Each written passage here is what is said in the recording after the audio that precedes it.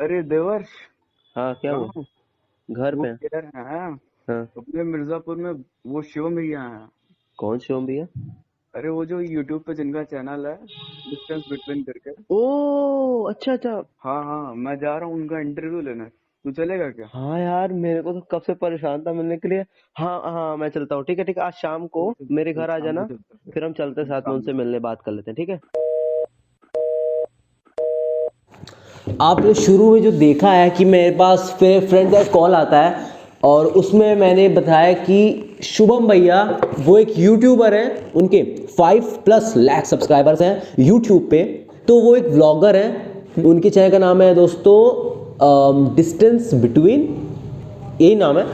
अगर आप मुझे इंस्टाग्राम पे फॉलो करते हो तो मैंने स्टोरी डाला था एंड मैंने पोस्ट भी डाला है उनके साथ। अब मैं उनसे जा रहा हूँ, उनके घर ही जा रहा हूँ उनके साथ कोलैब करने। कुछ क्वेश्चन है, कुछ इंटरव्यूज़ के लिए मैंने क्वेश्चन लिखे हैं। काफ़ी मैं नर्वस भी हूँ, मैं काफ़ी परेशान भी हूँ, मतलब क्या पूछूँ कैसे पूछूँ।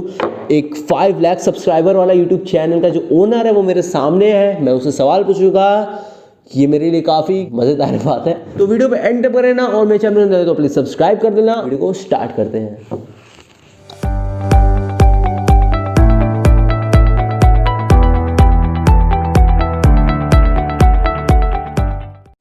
सो गाइस, मैं रेडी हो चुका हूँ, फुल्ली वेल मेंटेन्ड।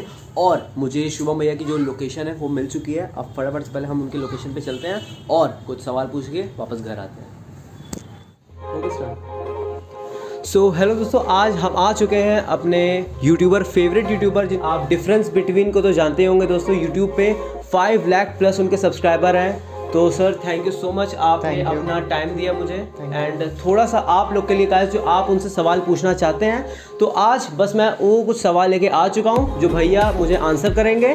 तो चलिए शुरू करते हैं। तो गाइस, पहला जो हमारा क्वेश्चन है, जो आप सभी लोग को आंसर हमेशा आपको चाहिए, कि आप हमेशा बोलते रहते हो कि मेरे पास ये इक्विपमेंट नहीं है, मेरे पास सेटअप नहीं है, तो मैं कैसे व्लॉगिंग करूँ या कैसे वीडियोस बनाऊँ। तो उसका आंसर आपको हमारे भैया देंगे कि कैसे आपको मतलब करना चाहिए हर चीज़।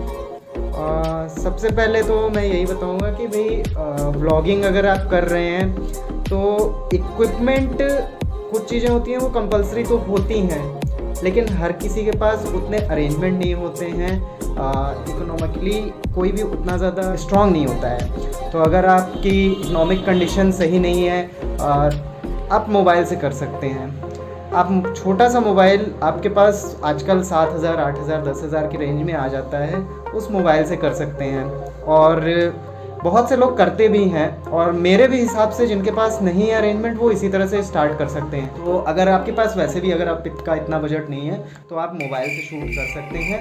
मोबाइल में बस हाथ अपना स्टेबलाइज रखें, बहुत ज़्यादा हिलाएं डुलाएं ना, तो भी अच्छे से हो जाएगी। अगर आप सेल्फी स्टिक का भी यूज़ करते हैं तो वो भी स्ट्रांगली आप अगर पकड़े रहेंगे तो आपका टाइटली पकड़ के आप उसको अच्छे से शूट कर सकते हैं मोबाइल से भी। तो थैंक यू भैया, आपने इस क्वेश्चन का आंसर दिया जिसके बारे में हर इंसान जानना चाहता है जो यूट्यूब शुरू करने वाला है।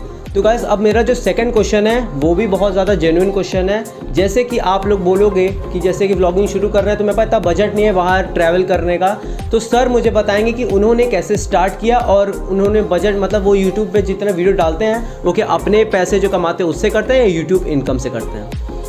एक्चुअली पहले जब मैंने स्टार्ट किया था तो उस टाइम इतना मेरे पास तो कोई बजट नहीं था, और मेरा कोई पर्पस भी नहीं था कि सब जगह घूम के वीडियो बनाऊं। मन तो होता था बट बजट नहीं होता था। तो मैंने यही सोचा कि सबसे इम्पॉर्टेंट था कि इन्फॉर्मेशन देना। इन्फॉर्मेशन बहुत इम्पॉर्टेंट होता है किसी के लिए भी, अगर कोई कहीं जा रहा है। मैं भी कहीं बाहर घूमने जाता था तो इन्फॉर्मेशन मुझे नहीं मिलती थी, या फिर गूगल से कलेक्ट करनी पड़ती थी अलग अलग जगहों से। तो मैंने सोचा इसके लिए एक वीडियो बनानी चाहिए, और उस वीडियो में पूरी क्यूमुलेटिव इन्फॉर्मेशन होगी जिससे हर किसी को किसी भी जगह जाना है, सपोज किसी को जाना है मनाली घूमने जाना है, तो मनाली के बारे में एक जगह सारी इन्फॉर्मेशन हो जाएगी, तो बंदा आराम से घूम के आ जाएगा। तो इस वजह से मैंने एक जगह खड़े होके अपने घर से कुछ दूरी पर वहाँ पे वीडियो बनाई, और वीडियो बना के जस्ट मैं डाल देता था। और इन्फॉर्मेशन बहुत इंपॉर्टेंट होती थी। मैं भी 4 जगह से कलेक्ट भी करता था, और मैं खुद भी घूम के आया था जिन जगहों पे, उन्हीं जगह की वीडियो स्टार्टिंग में बनाता था। तो वो लोगों को पसंद आई और इन्फॉर्मेशन लोगों को मिलती रही, तो उससे लोग जुड़ते गए और फिर उसके बाद धीरे धीरे बढ़ा। तो फिर उसके बाद मैं मोनेटाइज वगैरह हो गया चैनल, तो फिर मैंने घूमना फिरना भी स्टार्ट कर दिया। जो भी नए लोग हैं, जो भी ये सोचते हैं कि भाई मुझे भी जाना है, मुझे भी करना है, तो सब तरह के लोग होंगे। कोई जॉब करता होगा, कोई जॉबलेस होगा, कोई स्टूडेंट होगा।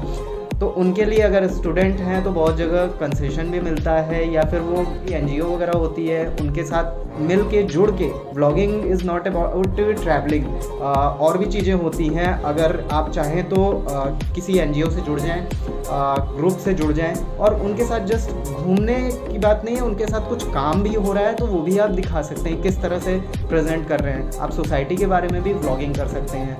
तो हर चीज़ इंक्लूड होती है। बहुत से लोग डेली व्लॉगिंग करते हैं, अपनी लाइफस्टाइल पे करते हैं, वो भी करते हैं, पर ये बहुत ज़्यादा चीज़ें हो चुकी हैं। लेकिन मेरे अकॉर्डिंग अगर आपको करना चाहिए तो जो सोसाइटी में चीज़ें चल रही हैं उस पर भी आप व्लॉग शूट कर सकते हैं, और ऐसा कोई बहुत कम ही लोग करते हैं। तो इन चीज़ों पे खर्च भी आपके नहीं होंगे, और एक आप सोसाइटी के लिए भी कुछ कर सकेंगे। तो इसको आप इंक्लूड कर सकते हैं अगर आप करना चाहें तो थैंक यू भैया, आपने मुझे बताया कि budget is not important, that's matter, कि इन्फॉर्मेशन जो होती है वो ज़्यादा इंपॉर्टेंट होती है। तो गाइस, जो हमारा थर्ड क्वेश्चन है वो है, जैसे कि दोस्तों आप लोगों को जैसे बाहर जाना, हमारा सिटी होता है कि लोग इतना आपको सपोर्ट नहीं करते, कुछ लोगों के शहर में होता है, हमारे शहर में भी है। तो आप लोगों ने भैया, आपने कैसे फेस किया, उन लोगों को आंसर कैसे दिया अपने तरीके से, आप मुझे वो बताएं। मुझे किसी को फेस करना नहीं पड़ा, फैमिली सपोर्ट मेरे साथ शुरू से था। और एक बात ये थी कि मैंने अपनी जो वीडियोस थी वो कभी फैमिली या कभी फ्रेंड्स या किसी भी ग्रुप में मैंने कभी शेयर नहीं किया। बहुत से लोग क्या करते हैं, फेसबुक इंस्टा पे पहली वीडियो बनाते ही शेयर कर देते हैं। तो मेरा जो तरीका रहा है वो मैंने यही किया कि किसी को शेयर नहीं किया, क्योंकि मैं नहीं चाहता था कि जिनको जानना होगा वो खुद जान जाएंगे। अगर आपकी चीज़ अच्छी है तो लोग खुद ही उसको शेयर करेंगे, तो मुझे शेयर करने की क्या ज़रूरत। मैंने यूट्यूब पे शेयर कर दिया, वो इनफ था, और मैंने किसी फैमिली फ्रेंड ग्रुप में नहीं डाला। तो कोई मुझे ये नहीं बता सका कि आपको ये करना चाहिए, नहीं करना चाहिए। आप अगर अपने ऊपर कॉन्फिडेंस रखते हो कि आप ये चीज़ कर सकते हो या फिर करना है, तो आप खुशी खुशी उसे करो। कोई क्या बोल रहा है, क्या नहीं बोल रहा है, क्या मैटर करता है। थैंक यू सर, आपने मुझे इसमें ये बताया कि पेशेंस इज़ वेरी इंपॉर्टेंट होता है, कि जब टाइम आएगा तो आप खुद ही सक्सेस कर जाओगे और लोगों को आंसर भी मिल जाएगा। बिल्कुल, पेशेंस रखना ज़रूरी है। और ऐसा नहीं है, बहुत से स्टूडेंट हो गए पढ़ाई छोड़ के इसमें आ जाते हैं, तो उनके लिए मैं कहूँगा इसको आप पार्ट टाइम की तरह रखिए। आप अगर 2 घंटे 3 घंटे भी डेली निकाल लेते हैं, 2 घंटे 1 घंटे भी इवन निकाल लेते हैं, तो आप ये चीज़ कर सकते हैं। ज़रूरी नहीं है कि आप अपनी पढ़ाई छोड़ के इस फील्ड में आ रहे हैं। आप पढ़ाई भी करिए और इसको भी करिए, और पेशेंस रखिए, आराम से करिए। और सबसे इम्पॉर्टेंट, क्रिस्टल क्लियर जो एक रूल है वो केवल ये है आगे बढ़ने का, कि आप कंटेंट अच्छा दीजिए और यूनिक। सो गाइस, मैंने आपको अपनी वीडियो में पहले भी बता चुका है कि एक कंटेंट जब डल जाता है तो उसके बाद डालना का कोई फ़ायदा नहीं होता। अगर उसमें जो हम लोग अलग से जो ऐड कर सकते हैं, मतलब उसमें सामने वाली वीडियो ने अपनी वीडियो में ऐसा क्या ऐड नहीं किया, उसमें ऐसा क्या कमी थी उस वीडियो में, अगर आप वो ऐड कर सकते हो। जैसे कि मैंने आपको बताया था, क्रिएटिविटी नाम की चीज़ होती है। आपको अपने वीडियो में क्रिएटिविटी डालनी होगी, थोड़ा अलग करना पड़ेगा, तब जाके आपकी वीडियो ट्रेंडिंग में आ सकती है, वायरल हो सकती है। तो ये भैया ने ही मुझे बताया था, तभी जाके मैंने आपको ये बताया। तो आप भैया के मुँह से बात सुन लीजिए। एक्चुअली अगर आप एक यूट्यूब चैनल बनाए हुए हैं, तो सबसे पहले उसमें आपको ये चीज़ फोकस करना पड़ेगा कि आपका टॉपिक क्या है। अगर आप ब्लॉगिंग करते हैं तो सिर्फ ब्लॉगिंग करें, अगर आप कुकिंग करते हैं तो सिर्फ कुकिंग करते रहें, अगर आप टेक चैनल है तो आप उसी से रिलेटेड चीज़ें डालें। अगर आप सब चीज़ें मिक्स करेंगे तो जो ऑडियंस होती है वो बहुत बट जाती है और एक ऑडियंस सेट नहीं हो पाती है। अगर मैंने ट्रैवल ब्लॉगिंग स्टार्ट किया था तो केवल ट्रैवल ब्लॉगिंग ही करता आया हूँ और उसी को फॉलो कर रहा हूँ, और कोई दूसरी चीज़ मैं अभी तक नहीं डाल रहा हूँ। तो इस चीज़ को बहुत ध्यान देना होगा। और दूसरी चीज़, अगर ट्रेंडिंग टॉपिक की बात है तो जिस भी फील्ड में आप हैं, जो भी फील्ड है, कहीं ना कहीं कुछ ना कुछ उसमें ट्रेंडिंग टॉपिक होता है। तो मंथ में कम से कम ऐसी एक टॉपिक को आपको पकड़ के वीडियो बना देनी चाहिए जिसमें जो ट्रेंडिंग हो। और ऐसा नहीं है कि आप कुछ भी कर रहे हैं। सपोज़ आप फूड चैनल है आपका और आपने कोई मूवी आई और बहुत ट्रेंडिंग हो गई, उसके ऊपर अचानक से बना दिया, ये सही नहीं होगा। क्योंकि एक आपकी ऑडियंस है, वो फूड की आपकी, जो आप किसी भी चीज़ में किसी एक चीज़ में स्पेशलिस्ट हो सकते हैं, ऐसा नहीं है। 4 में भी हो सकते हैं, लेकिन अगर किसी एक चीज़ में आप अपना सारा स्पेशलाइजेशन देंगे तो आपको आप वो चीज़ अच्छे से बना पाएंगे। तो मेरा यही कहना है कि अगर आप कोई एक चीज़ पकड़ रहे हैं टॉपिक, तो उसी पे काम करते रहे, और ट्रेंडिंग कोई टॉपिक आए आपकी फील्ड से रिलेटेड तो उस पर फोकस करके उस पर वीडियो बनाएं। साथ ही वॉच टाइम का बहुत ध्यान देना चाहिए कि अगर आपकी जो भी वॉच टाइम है वो अच्छी होनी चाहिए। आप जो ऑडियंस है उसको बांध कर रखें। अगर आपकी जो ऑडियंस है वो आपकी वीडियो 1 मिनट में देख के, आपकी 10-15 मिनट की वीडियो 1 मिनट में देख के स्किप कर दे रही है तो कोई मतलब नहीं बनता है। कम से कम ऑडियंस को आप बांध के रखें, ऐसा कंटेंट बनाएं जिसमें ऑडियंस खींची चले आए। जैसे आप कोई मूवी देखते हैं तो उस मूवी में अगर जरा भी आपका इंटरेस्ट नहीं होता है तो आप बोर होने लगते हैं, छोड़ देते हैं, और अगर वही मूवी अच्छी होती है तो आप लास्ट तक देखते हैं। तो ऐसी चीज़ बनाइए जो लोग लास्ट तक देखें। तो भैया आपकी ये सब बातें सुन के मुझे ये समझ में आता है कि आपको YouTube के बारे में काफ़ी नॉलेज है। तो आप मुझे ज़रा ये बता दीजिए कि आप कौन से टेक यूट्यूबर की वीडियोस देख के आपने, मतलब YouTube के बारे में आप बचपन से किसी को पता नहीं होता, किसी ना किसी का आपको देख के सीखना पड़ता है, तो वो कौन यूट्यूबर है जिसने आपको मोटिवेशन मिला या आपने उससे सब कुछ सीखा? मैं वैसे तो मैंने कोई ऐसा फॉलो नहीं किया है चैनल। कुछ टेक्निकल चीज़ों के लिए ही मैंने एक चैनल है माई स्मार्ट सपोर्ट, उसको देखता था, और बाकी और कोई ऐसा कोई चैनल नहीं है। और वो भी टेक्निकल जो यूट्यूब के कम्युनिटी गाइडलाइंस वगैरह हैं और भी थोड़ी डिटेल्स है उनके लिए मैं देखता था। आप भी देख सकते हैं, वो भी चैनल काफ़ी अच्छा है। और बाकी और कोई मैंने कोई चैनल नहीं फॉलो किया। जो भी चीज़ें थी वो खुद से पढ़ी हैं, जो भी गाइडलाइंस वगैरह जो भी डिटेल्स थी वो पूरी प्रॉपर मैंने पढ़ी है और उसके अकॉर्डिंग ही काम किया है।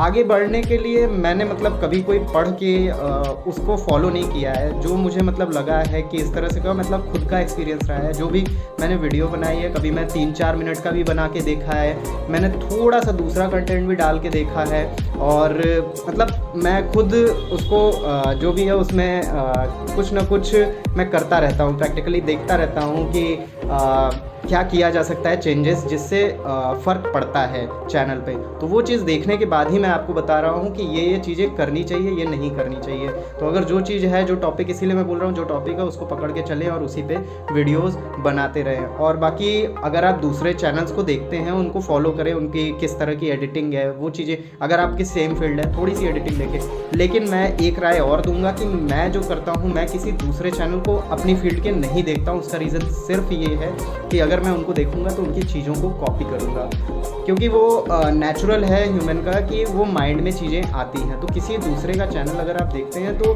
थोड़ी थोड़ी चीज़ें कॉपी करने लगती हैं और आपकी अपनी क्रिएटिविटी चली जाती है। तो अपनी क्रिएटिविटी को आप ना खोएं और आप ही उसमें एक्सपेरिमेंट कुछ ना कुछ करते रहें, तब आपको रिज़ल्ट खुद ब खुद पता चल जाएगा और पता चल जाएगा कि एग्जैक्टली करना क्या है।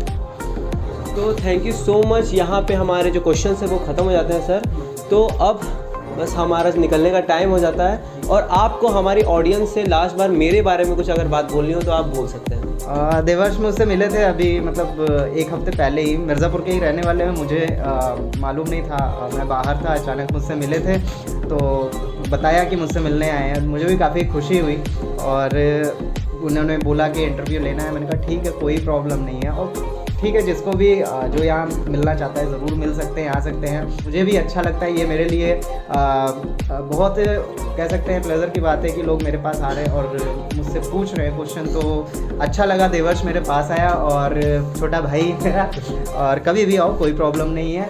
और चैनल को आप सब्सक्राइब भी कर लें और देखें, अच्छी वीडियोज़ बनाते हैं। और इनको भी राय दें, अगर आपको लगता है इनको भी कुछ सजेशन है तो आप कमेंट बॉक्स में इनके भी सजेशन दें कि अगर आपको अच्छी कहीं नहीं लग रही है वीडियो। क्योंकि जो लोग तारीफ़ करते हैं वो तो अच्छे हैं ही, लेकिन जो लोग चैनल के बारे में जो सजेशन देते हैं वो और भी अच्छे हैं, क्योंकि उनसे सीखने को मिलता है और उनसे जानने को मिलता है कि क्या कमियां हो रही हैं। तो thank you so much Devarsh.